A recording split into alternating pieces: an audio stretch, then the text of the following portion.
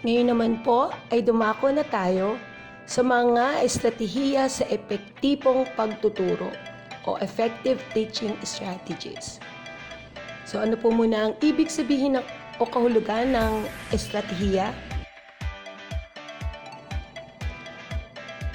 Ang estratehiya o patigayon ay isang salitang nangangahulugang mahusay na paraan o mahusay na pamamaraan. Ang salitang ito po ay nangangahulugang may kahusayan sa pamamaraan. Pinaniniwalaang unang ginamit ang salitang estratehiya o strategy sa militar. Ang salitang estratehiya ay isang pangmatagalang pagpaplano o pagbabalak sa kung ano ang dapat gawin para makamit ang isang tiyak na layunin. Sa kasalukuyan, ang salitang estratehiya ay kadalasang ginagamit ng mga tao na maaaring tumutukoy o tumalakay sa lahat ng bagay na pinag-iisipan gaya ng estratehiya sa negosyo, estratehiya sa pagtuturo, estratehiya sa paglalaro ng chess, estratehiya sa marketing, estratehiya sa politika, at iba pa. Ano naman ang technique?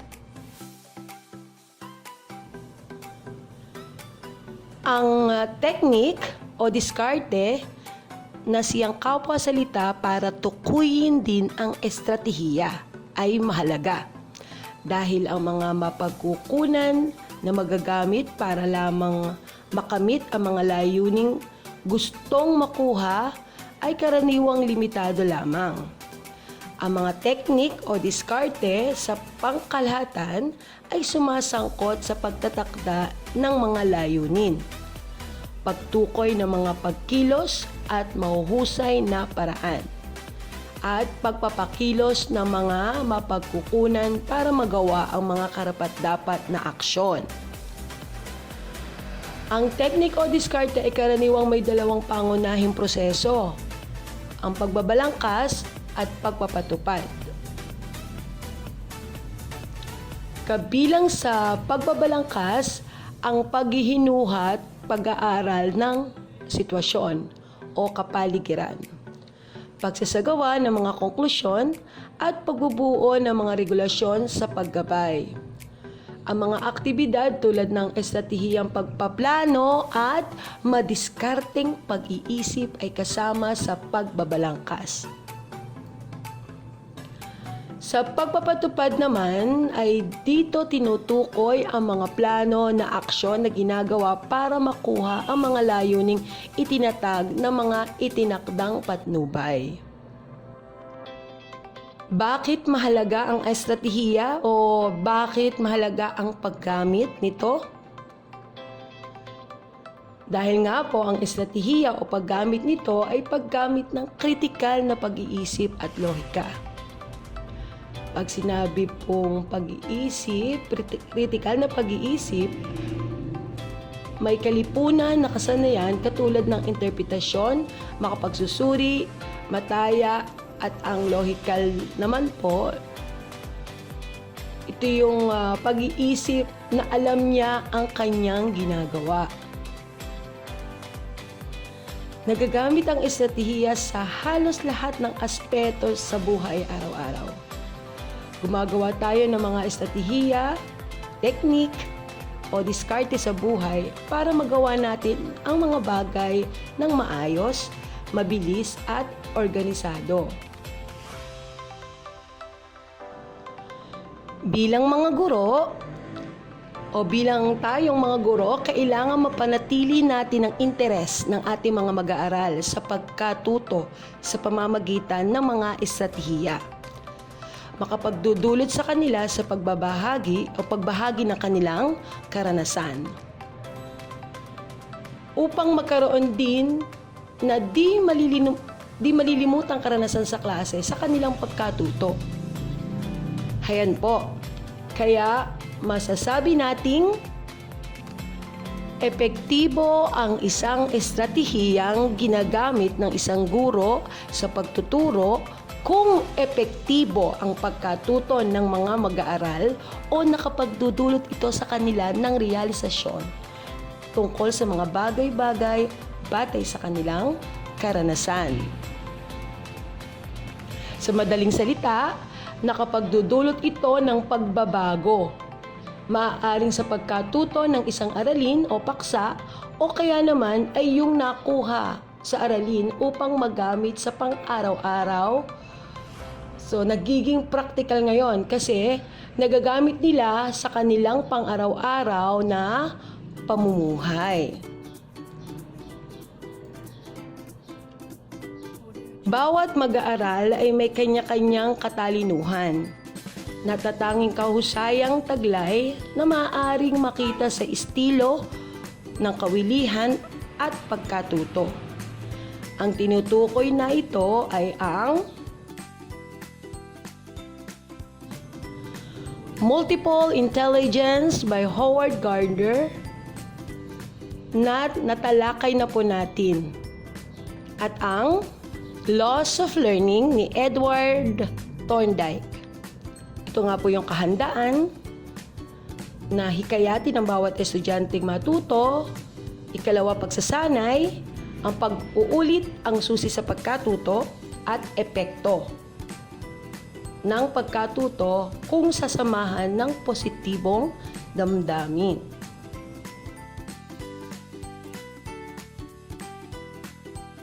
Mga estratehiya sa pagtuturo. Una, learner-centered teaching o yung binibigyang halaga ang pangangailangan, tunguhin at estilo ng pag-aaral ng mag-aaral. Halimbawa, yung mga laro, mga larawan, pagguhit, pantomina, pag-uulat, pagsasatao o roleplay, pagkakwento, pagtatalumpati o journals at journals. At sama-samang pagkatuto, cooperative at collaborative na pagkatuto. Ang mga gawain sa loob ng paaralan ay nakatuon sa sama-sama at tulong-tulong na pagsisikap ng guro at mag-aaral upang matamo ang itinakdang gawain. Layunin nito ang mabawasan ang kompetisyon at madagdagan ang kooperasyon ng mga mag-aaral.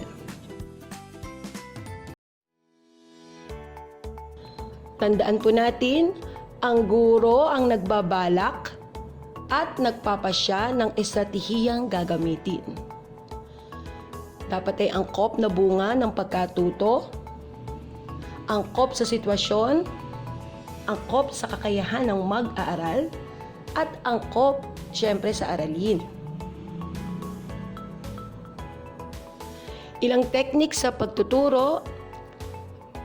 Una, padaliin ang komplikadong paksang aralin. Ikalawa, i-apply ang mga thinking tools sa pagtatalakay. Katlo, paggamit ng mga grapikong organizer. Ikaapat, magbigay ng mga pagsubok, pangkaisipan o yung brain teasers. Then, ikalima, magkaroon ng masayang pagganya. Napakahalaga po nito kasi ito po yung isang paraan para makuha natin ang interes ng ating mga mag-aaral. Dumako naman po tayo sa mga uri ng estudyante. Una, estudyanteng communicative. Ito po yung pagmamasid at pakikinig sa mga katutubong nagsasalita ng wika. Pakikipag-usap sa kaibigan na gamit ang wikang pinag-aralan. Panonood ng problema sa TV sa wikang pinag-aralan, pag-aaral ng mga bagong salita sa pamamagitan ng pakikinig dito at paggamit ng aktwal na pakikipag-usap. At mayroon rin pong uri ng estudyanteng authority-oriented. Yung mas gusto ang magpapaliwanag ng lahat tungkol sa isang aralin, may sariling batayang aklat, isinusulat ang lahat ng impormasyon sa kwaderno, pinag-aaralan ang balarila o nagpapabasa para matuto. Natutuhan ang mga bagong salita kung makikita ang mga ito. Meron ding mga estudyanteng concrete. Mga laro, mga larawan. Gusto may mga VCR tapes or mga pair work. Pagsasanay sa labas ng paaralan. At estudyanteng analytical. Yung pag-aaral ng gramatika, pag-aaral ng maraming aklat, pagbabasa ng mga pahayagan, pag-aaral ng mag-isa, pag-alam sa pagsusuri ng mga kamalian, pagtuklas ng mga solusyon sa mga suliraning inilalahad ng guro. Ito naman po ang mga susing elemento ng sama-samang pagkatuto o yung pong collaborative learning. Positibong pakikipag-ugnayan or positive interdependence, individual na pananagutan or individual accountability, harap-harapang interaksyon or face-to-face interaction, pagproseso ng pagkatuto o processing learning, at kasanayang sosyal or social skills.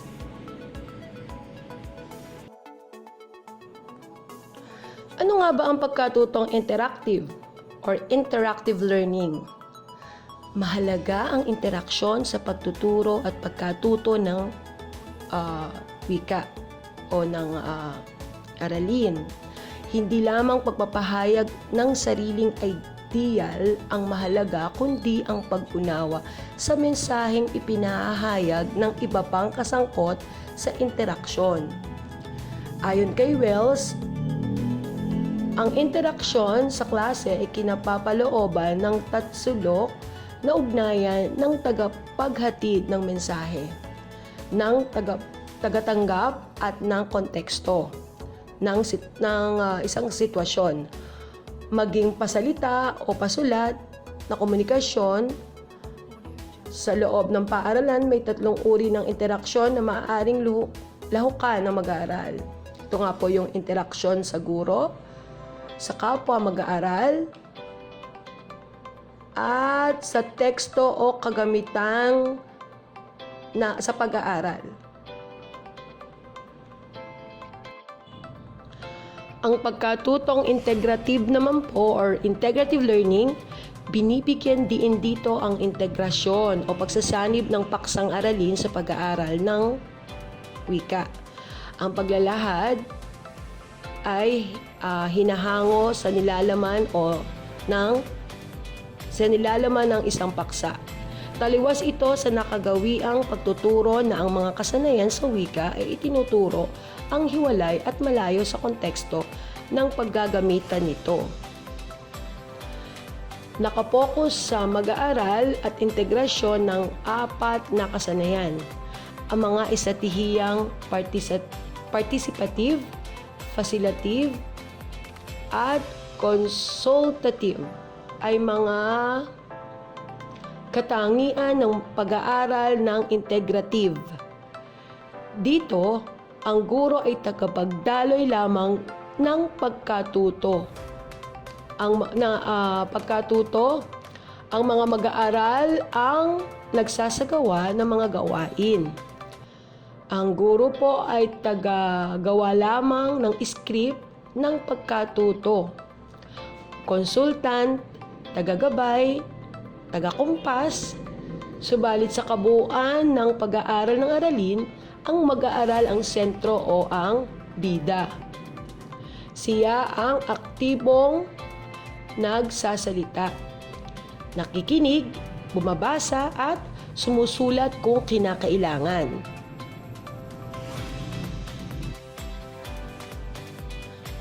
Mga halimbawa ng mga estratehiyang ginagamit.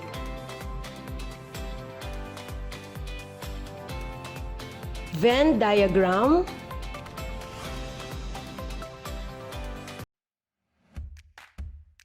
mga graphs tulad ng bar chart, pie chart, line graph, pictograph, tally chart, Yan, frequency table.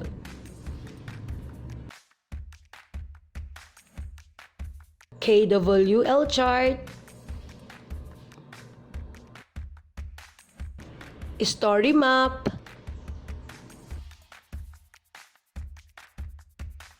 at inverted pyramid. Mga ma'am, sir, mahalaga po ba ang pagbabago-bago ng estratehiya? Oo naman po, ano? Di po ba mahalaga? Napakahalaga po. Ay ano po ang kahalagahan ng pagbabago-bago ng estratehiya? Kahalagahan ng pagbabago-bago ng estratehiya. Nagkakaroon ng kasiglahan ang klase. Ikalawa ay nagkakaroon ng mabuting relasyon ang mag-aaral at guro. At nakapaglilinang ng mga natatanging kakayahan ng mag-aaral. Nakakaalis ng kabagutan sa klase o naiiwasan ng pagiging boring. Nakapag-iisip ng malalim at nakalilikha ang mga mag-aaral. Nakapagtatatag ng pagtitiwala sa sarili at kapwa. At nakapagpapaunlad ng kasanayang pamumuno. Tayo po bilang guro, ano ang pagkaunawa talaga natin sa salitang pagtuturo? Ang pagtuturo ay isang gawaing masalimuot at may maraming anyo. Ang isang listahan ng mga pamamaraan sa pagtuturo ay kinapapalooban ng maraming idea. At halimbawa at isang buong talakayan, gayunpaman, maaaring pagsamasamahin ang mga ito sa ilang pangkalahatang paksa sa mga pamamaraan, kasanayan o estilo ng pagtuturo na lubhang mahalaga sa epektibo o mabisang pagtuturo.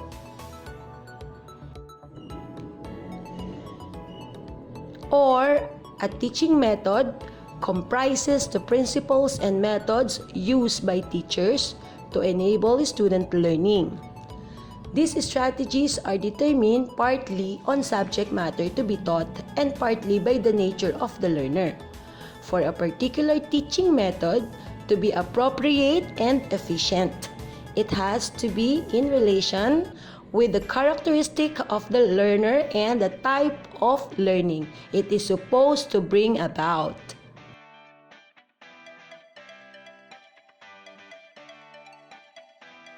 So, example po ng teaching methods.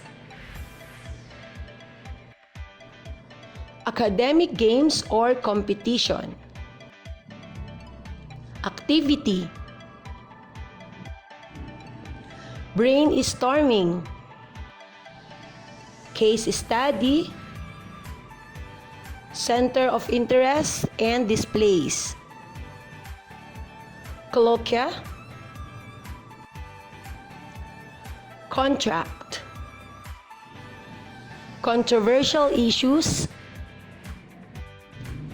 Cooperative learning.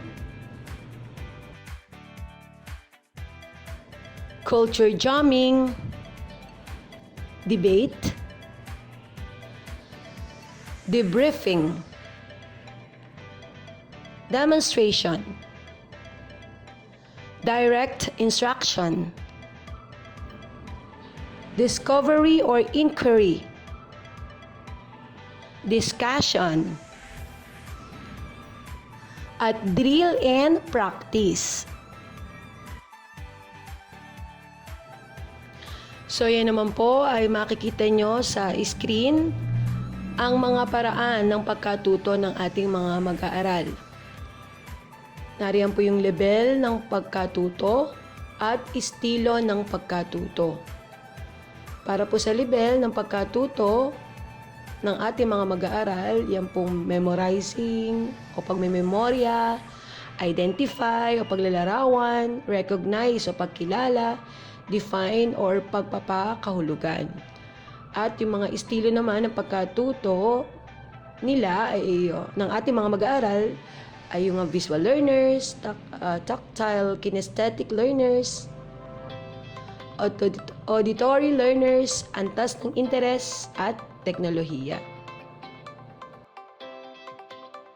At para sa salik ng epektibong pagtuturo, pamamaraan ng pagtuturo nating mga guro, para po sa salik, walang itinatangi, may positibong pag-uugali, may kahandaan, may haplos personal. Ayan.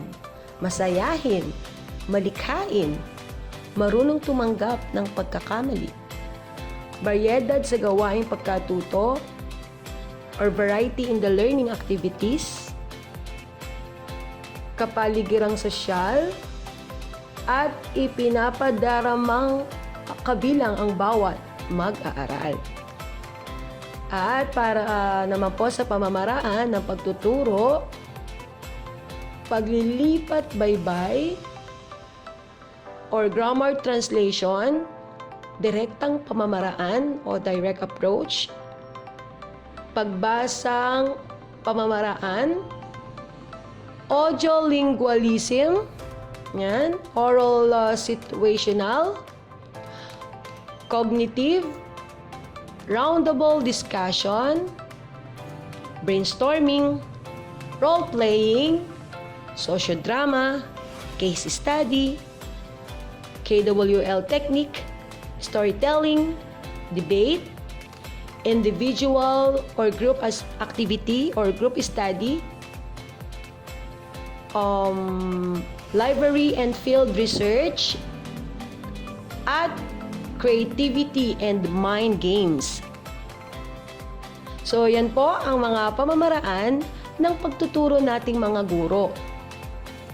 At ang mga salik tungo sa epektibong pamamaraan ng pagtuturo. Sa pamamagitan po nito ay maaaring mapalawak pa ang kaalaman natin tungkol sa mga mahalagang sangkap para sa mabisang pagtuturo. Yan lamang po, at mag-iiwan po ako ng isang quotation mula kay William Arthur Ward. Teaching is more than imparting knowledge. It is inspiring change. Ayan po. Maraming salamat po sa inyong pakikinig. Again, thank you. Keep safe everyone, and God bless us po.